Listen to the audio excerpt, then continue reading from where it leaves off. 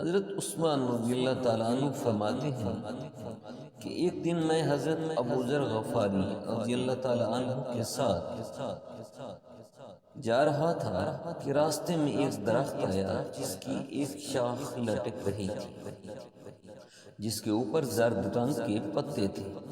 حضرت ابو ذر غفاری رضی اللہ تعالیٰ عنہ نے اس شاخ کو پکڑ کر زور سے جنبش دی، جتنے بھی زرد پتے تھے وہ سب گر گئے اور شاخ اریاں ہو گئی۔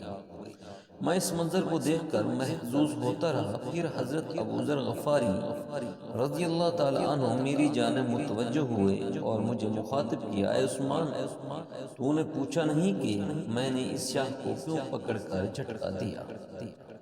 تو کہتے ہیں انہوں نے کہا، پھر آپ بتا دیں کہ آپ نے جھٹکا کیوں دیا؟ کہا، ایک دن میں حضور اکرم صلی اللہ علیہ وآلہ وسلم کے ساتھ جا رہا تھا